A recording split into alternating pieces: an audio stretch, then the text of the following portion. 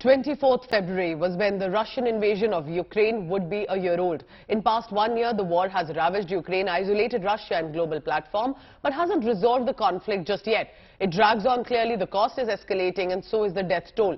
Here's a report from war-torn Ukraine. In a dingy field hospital near eastern Ukraine's front lines of Donbass, military medic Viktor navigates the fragile space between life and death on a daily basis.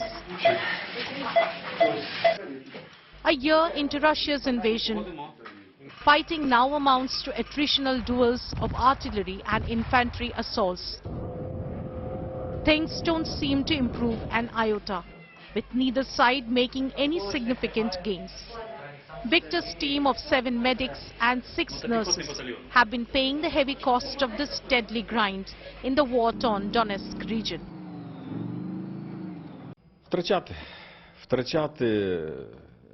The most difficult thing for us right now is losing our fighters, losing our people, those who are fighting for Ukraine.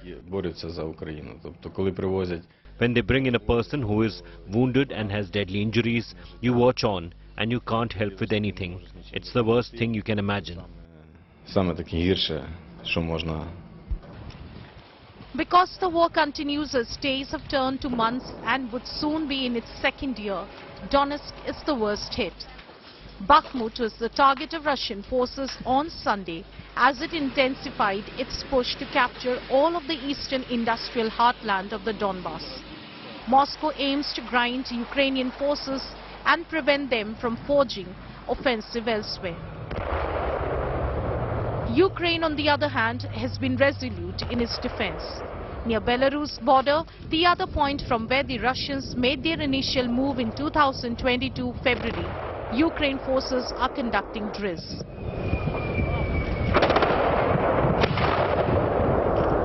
As spring sets in, offensives from both sides are bound to escalate. For people on both sides, this year-long war has come at a heavy price. It's a pity that people die and they could not resolve it peacefully. But in general, I don't want there to be NATO missiles deployed near our borders. I would like peace, that's the main thing. I would like them, the occupiers, to leave our land. I believe that this is unacceptable in the 21st century, and to restore our Ukraine, to return to our families, to our relatives, and to live a peaceful life. This is the main thing.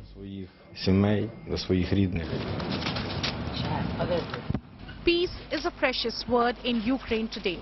Russia continues to mount its assaults while Ukraine steadfastly defends itself. The world watches with wariness as the longest and deadliest war in Europe since the Second World War turns a year old.